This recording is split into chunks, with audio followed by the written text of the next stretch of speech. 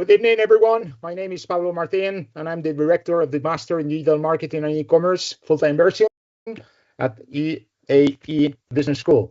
It's great to have you here for this masterclass. We are going to dive into one of the most fascinating topics that we are covering during the program, how luxury brands and services are evolving with new strategies and technologies. And it's a subject that keeps sparking interest among the different students and the different professionals that we have, we have the honor to have during these previous years.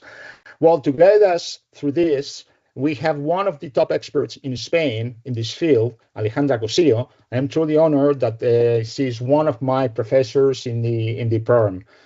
Okay, so good evening to you, Alejandra. Good evening, Pablo. Thank you for joining us for this masterclass, and we are going to start right now. So it is a pleasure. Before we dive in, can you briefly introduce yourself and explain how your professional background connects with today's topic? Yes, of course. Actually, my background is deeply rooted in luxury strategy and client development. I've been working for LVMH and other luxury groups, and I currently work as Omnichannel Client Director, focusing on designing the strategies where the client is the organizing principle. It's really at the center of all the strategy across all touch points. How this connects with today's topic, this is very much because there was something that happened before COVID, when luxury groups in general, actually the luxury industry in general, was undergoing a fundamental shift. And it was this idea of moving from a product channel-driven model towards a much more client-centric and omnichannel approach. And these ideas of client centricity and omnichannel were a little bit part of the mantra of all these groups. That transformation shaped not only my thinking, but the way a lot of companies in luxury started to think about a strategy, about execution, and about what truly creates value for clients in luxury. So I think it's very much because it's a different type of industry, actually. Okay, and one of the main questions that we are having with students and with professionals is what makes strategy in luxury different from other industries? I mean, if you compare to mass consumption products and other services. Yeah, and that's something that is special, and I think it's a very good discussion. What I think is that luxury operates with a different relationship to what it's time and value. It is different to mass consumption because it is not about speed or about a scale. It is not about volume. Here we're talking about relevance. We are talking about consistency, about coherence. It is about something that is very peculiar, and something that is also very important and crucial is that we build trust over time. So that's why in luxury you cannot our growth cannot come at the expense of coherence. Every strategic decision, and when I say a strategic decision, means a product launch, a digital initiative, an orchestration, an event, an ambassador, everything must reinforce the brand's long-term equity and the relationship with the clients. And that's why this idea of brand equity is fundamental in luxury. So at the end, luxury is a kind of discipline, a very powerful discipline that has forced organization to go beyond short-term metrics and to focus on something sustainable for value creation in long term. And that's something that is peculiar in this sector. How interesting. You mentioned that the pre-COVID was a turning point. What exactly changed in the industry? Yeah, because around the year 2017, more or less, it was a pivotal moment in luxury because many luxury brands started to recognize that product excellence was not enough. It was no longer sufficient. Clients' expectations had evolved faster than internal structures or than brands in general. So the challenge that luxury started to face around the year 2017 was very clear. Brands were super strong, very strong. Products were exceptional, but the client experience normally was fragmented. There was a split between the experience we delivered in boutiques, on e-commerce, CRM, in marketing actions. So it was a moment, and I remember this word started to be a kind of a very popular word, and it was we worked on silos. And there were a lot of silos among the different organizations in luxury brands. So the shift was this. Instead of asking, how do we optimize each channel? The question became, how does the client experience the brand across all touch points? And that was the moment this shift started, and the channel optimization changed to client orchestration. So omnichannel strategy at the end. Okay, very good. Well, I understand that there is a Boston Consulting Group study around, which is open to the different audiences, and it's said in there that the high net worth individual is relevant. Well, they are talking about different things about these kind of people, these kind of target groups.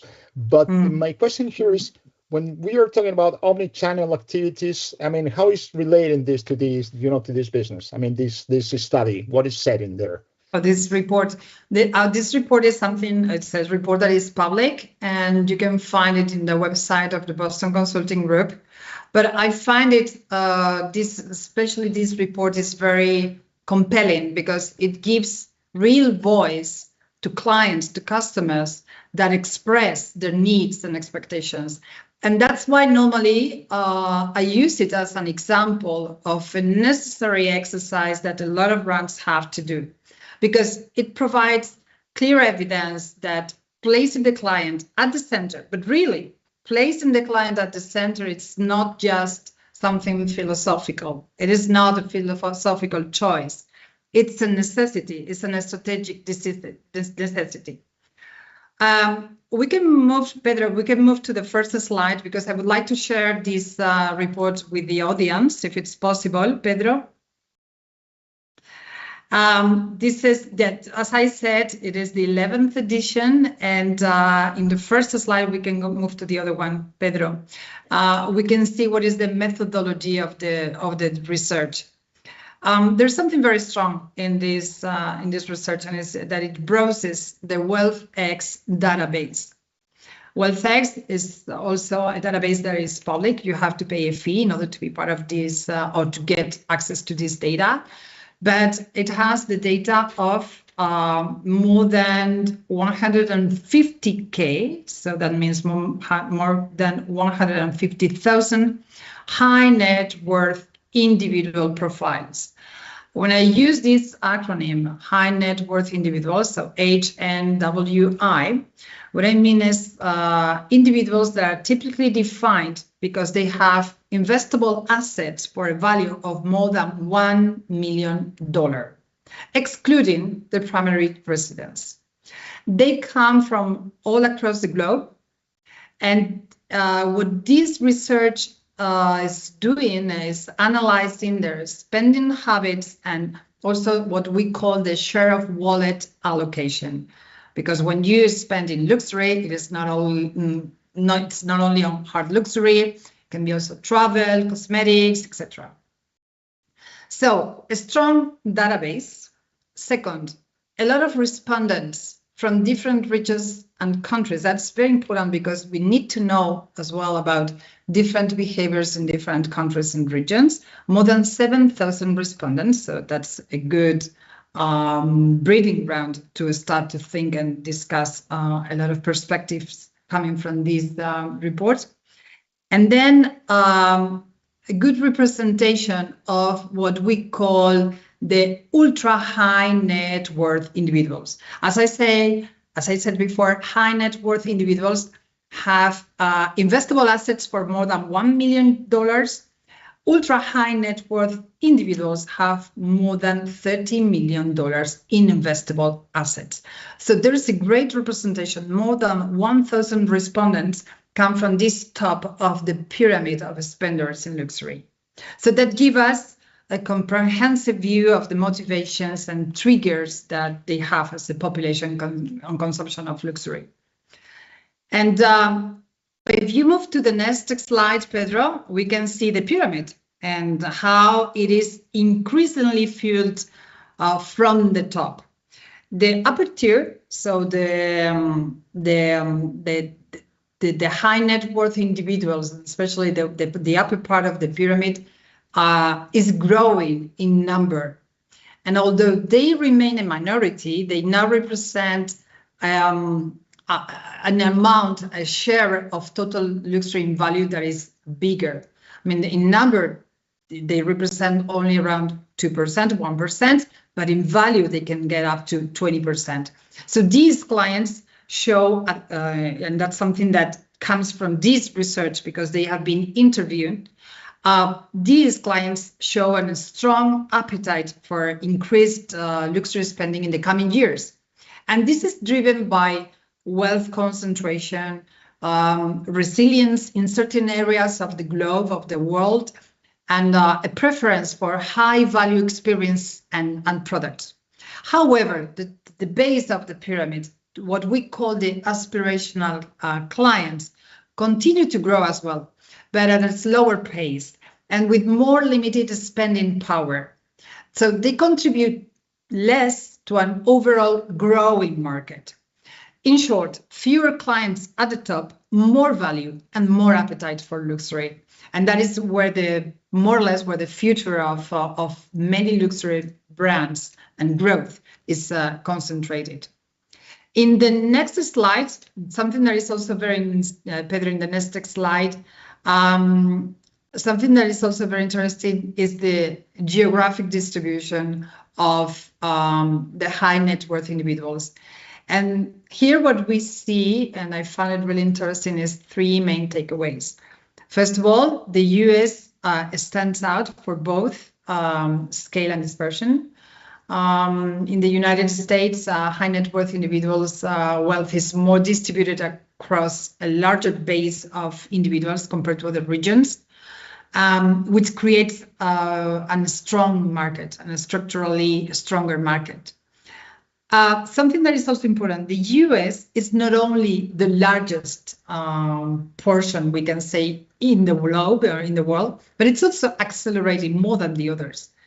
Something that is highlighted in this report is that the US continues to grow faster in a high net worth individual population and in wealth creation for more than other regions. Despite being a mature market, there's still fuel to growth. And the third element that we find that is interesting here is some regions that are actually declining. It is the case of Latin America. That is particularly striking. A lot of Latin Americans, of outflow comes from Latin America going to the United States or to Europe. And that's something that, for instance, in cities like Madrid, we are experiencing this. So that's something we are familiar with. So this reflects not a loss of wealth, but a migration of capital and individuals to much more stable and mature markets. And that's something also important in the report. If we move to the next slide, Pedro, something that I find interesting is also to know what do they enjoy. And of course, I think there's no surprise here, Pedro. We move and we can discover what they experience and what do they enjoy. And they naturally experience luxury around design, architecture, fine wines, gastronomy, high-end cars, art, travel, etc. So, but something that is new and is getting very strong is that they get deeply engaged in wellness and longevity. And this is not a trend. This is a long-term investment. I think this has arrived to stay. If we move to the next slide, actually on health, in this slide, we can see how this idea reflects on a strong shift toward this idea of health as wealth mindset. For high net worth individuals, health is no longer a personal concern. It's a core asset. It's linked to success, which is very important, to freedom and to quality of life. So they are willing to invest time, money, attention in anything that helps them to live better and longer. So the main takeaway is that to reach this type of clientele, brands must go beyond what they do right now and to enter this ecosystem of passion, of culture and well-being intersecting with each other. If we move to the other one. Okay, in a way, is what I would like to ask you. I mean, because as a marketer, one of the questions that is coming to every marketer's mind is how should these brands translate these insights into strategy at the end?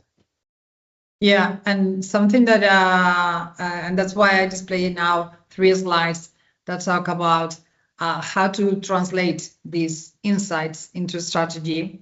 And it's very much because thanks to this report, we know what they dislike. If we move to the other one, to Pedro, in this slide, we can see highlighted the growing gap between brand behavior and the expectations of this clientele. While brands continue to focus on visibility, volume, short-term activation, high net worth individuals increasingly expect discretion, depth, long-term value. So brands tend, to a certain extent, they tend to overinvest in marketing noise, in product launches, in scale. However, a lot of clients prefer meaningful relationships, expertise, relevance. So the result is obvious. It's very much about disconnection. Brands believe they are delivering luxury, but clients normally often experience it as too commercial, too generic, or not enough differentiated. So that's why there is a gap. And normally, sometimes we think that there is a gap because of price, and that's not the topic. The gap is not about price. It is about alignment in terms of values and in terms of behavior and in terms of tone. So even if we see the next slide, Pedro, we can see the data because in this report we have the data thanks to the survey that's been conducted. And what we have is that 60%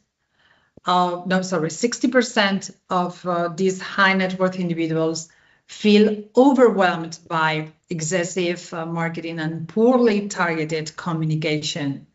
So there's no lack of content. I mean, there's no lack in terms of content. There is a lack in terms of relevance. That's important first learning. 80% say that they would prefer dedicated, more intimate stores or spaces in store. Something or some specific places where they can experience the brand away from a standard retail dynamics, okay? 89% state that craftsmanship, and that's something very important, and product quality are key to drive purchases. So, however, they normally feel that they are constantly getting a level of quality that is not what they expect, and even in terms of after sales. So during the sale, during the product quality, or during the after sale. But the last one, it's something that I find it really shocking right now with the technology we have, etc. It is a critical structural issue that is 70% of those individuals, they are not correctly identified by brands. And this is very much because of the fragmented experiences across channels and across regions, the weak segmentation, etc. But they are not recognized as clients. And that's something that, of course, in the luxury environment, it's a must. And if we go to the last one, actually, we have the key answer to what you asked me before, Pablo, how to leverage this. This is very much about, and I'm going to reduce it to just one word. It's about refocusing. First of all, it's about refocusing on relationships to move towards much more human-led clienteling, advisors, staff in retail, they should be at the center. Technology, artificial intelligence should empower much more intelligent human relationships. Second is about refocusing on experience, because to design experiences that are truly exclusive, intimate, memorable, that is something that is still a challenge for a lot of brands. And to continue this relationship with clients, not only during the sale, but also after the sale, to refocus on product quality. And that means real investment in craftsmanship, in durability, in supply chain control. So this promise of excellence should be not an asset in terms of communication. It shouldn't be a communication asset. It should be something that is delivered consistently all throughout the supply chain and then the sales. And then finally, to refocus on client identification. Brands must turn on the radar to connect data across regions, across channels, to ensure this recognition and this continuity and personalization in every touchpoint. So that's why I find this study this research from BCG really interesting, because the clients, the luxury clients, have been vocal. They have said what they need. And that's why it's very easy. They say it. So that is a strategy behind. Okay, one of the main concepts that we are exploring when we are talking about marketing and sales is this concept omnichannel, that when we are talking about digital or not digital, this is maybe the center of everything. So from your omnichannel role, how would you define the true omnichannel excellence in luxury? Is it different from the other industries? Yeah, of course, it's completely different. However, it's true that in many elements we can be inspired by other industries that, for instance, are digital native. But there is also this human touch that we need. So it's a kind of we have to do kind of patchwork between different between the best of all the industries. I think true luxury experience is not defined, and that's something important, by number of touch points. That's very important. Because sometimes when we work in marketing, we want to deliver, innovation, new touch points, new social media, etc. No. Here, it is not defined by the number of touch points. It is it's defined by the coherence and intelligence that connects all these touch points. So what it means? It means that when we are experiencing true luxury, the client is recognized, is understood, because we can do something personalized, and it's valued. And it doesn't depend on the channel he's experiencing the sale or the after sale. It doesn't matter if it's human, digital, physical, or experiential. So basically, it is the client that is recognized, it is understood, and the experience is human-led. As I said before, it is not system-led, which is something that exists in other industries. But here, technology, data, AI, etc., they work silently in the background to empower advisors, to empower humans, to anticipate the needs and to personalize the interactions with the clients. We cannot be intrusive. We cannot make our clients feel intrusive. That's something that shouldn't happen in luxury. And then we should avoid, as I said before, we should avoid this over-communication, noise, generic messaging. We should favor elements like the relevance, the time, and the discretion. And to always extend beyond transaction. we have to follow the client before, during, and after the purchase, because that is what builds, that's what the client will experience as trust. And I talked about it at the beginning of the masterclass, but luxury is about building trust, building continuity, and building long-term relationships. So that's why it's essential. Yes, I think, well, this is quite different from the, from the different industries, because when we are talking about marketing, we are always trying to prove the client or the clients or the prospects that we have AI, that we have the best technology, that we are avant-garde. And this is more, this is more discreet, it's about we use something else. We have to use it, but always in the back. But you don't tell the client all the time, because it's working. It's working in the background. Okay, so let me ask you a couple of questions here. So if you have to leave us with a few takeaways, what would they be from this masterclass? Yes. From I think, as mentioned before, I think I've tried to portray to a certain extent how this luxury clientele is changing the rules of luxury. And I would say luxury in a broad sense, because a lot of companies and a lot of brands are trying to get into a much more premium level. So it's like a global trend. Many brands, they try to go towards this premium, we can say like aura, right? So this clientele, the ones that are really experiencing luxury, like on, I'm not going to say daily basis, but on regular basis, they are changing the rules. And we have to be focused on that. We have to really understand that they are changing and the rules are changing. We have to take away something important, is that luxury is about experiences, it's about human relationships, and it's about things that are meaningful.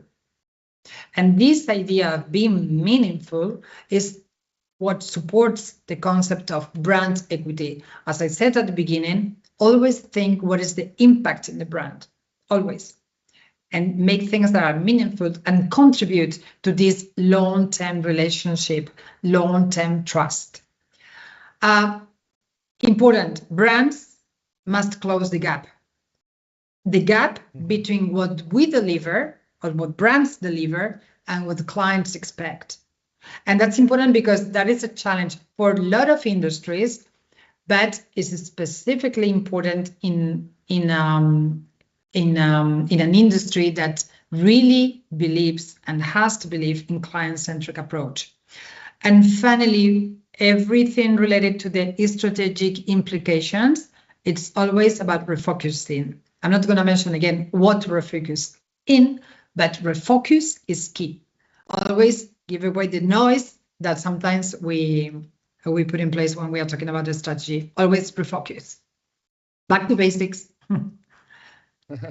Well, my last question to you, Alejandra, well, is mandatory. I mean, me as a role of the master's director, which is, what are the main lessons that we should deliver for a master of this kind in digital marketing and in e-commerce, and in order to meet the students' expectations?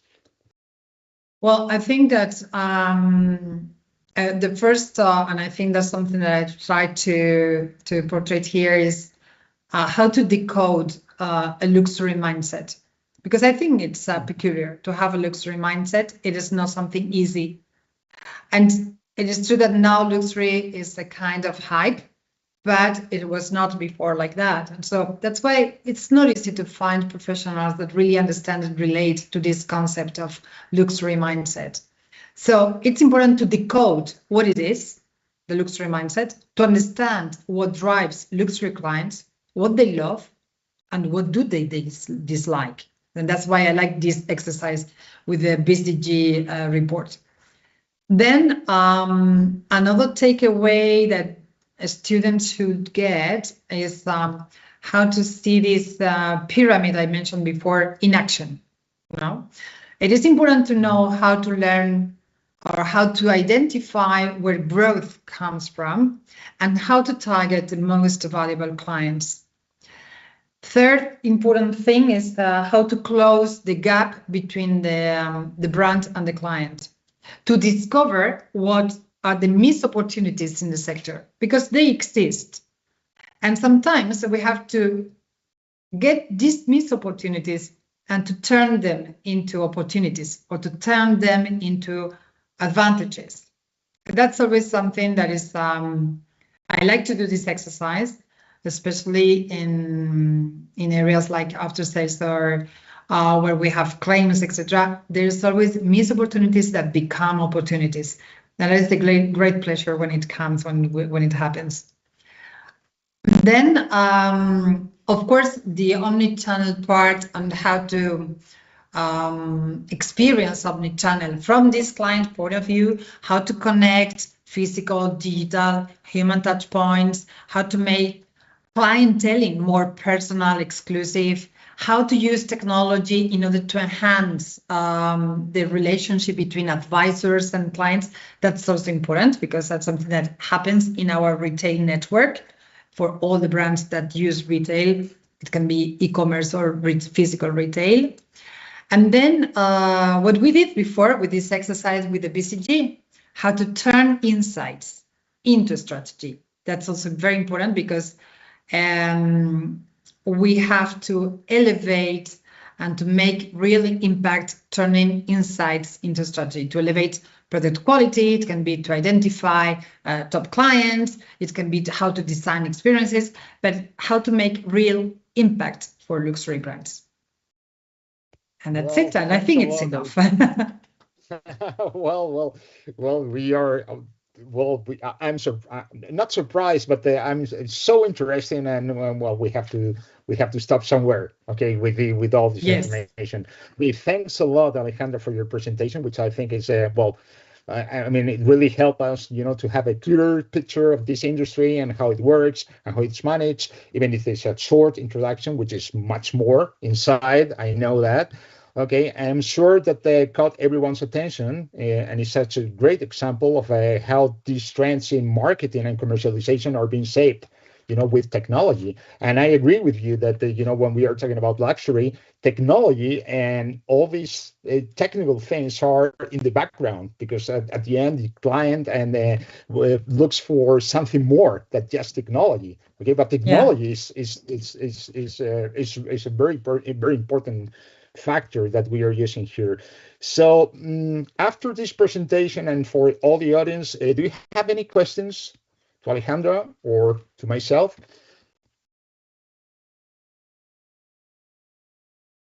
I don't know, Pedro, if